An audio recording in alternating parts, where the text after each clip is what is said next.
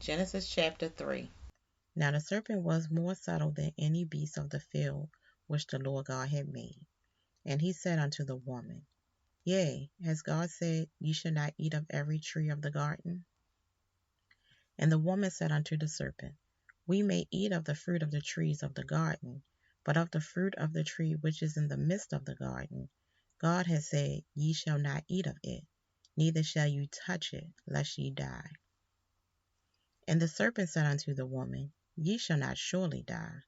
For God do know that in the day ye eat thereof, then your eyes shall be opened, and ye shall be as gods, knowing good and evil.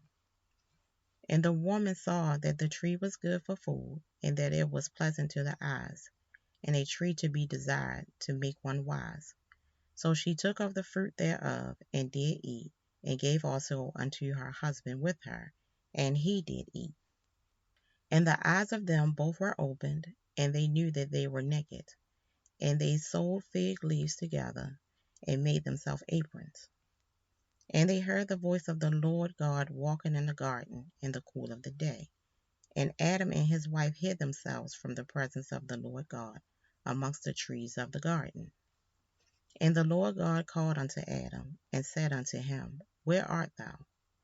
And he said, I heard thy voice in the garden, and I was afraid, because I was naked, and I hid myself. And he said, Who told thee that thou wast naked? Hast thou eaten of the tree whereof I commanded thee that thou shouldst not eat? And the man said, The woman whom thou hast given to be with me, she gave me of the tree, and I did eat. And the Lord God said unto the woman, What is this that thou hast done? And the woman said, The serpent beguiled me, and I did eat. And the Lord God said unto the serpent, Because thou hast done this, thou art cursed above all cattle, and above every beast of the field. Upon thy belly thou shalt go, and dust thou shalt eat all the days of thy life. And I will put enmity between thee and the woman, and between thy seed and her seed. It shall bruise thy head, and thou shalt bruise his heel. Unto the woman he said, I will greatly multiply thy sorrow and thy conception. In sorrow thou shalt bring forth children, and thy desire shall be unto thy husband, and he shall rule over thee. And unto Adam he said, Because thou hast hearkened unto the voice of thy wife, and hast eaten of the tree, of which I commanded thee, saying, Thou shalt not eat of it.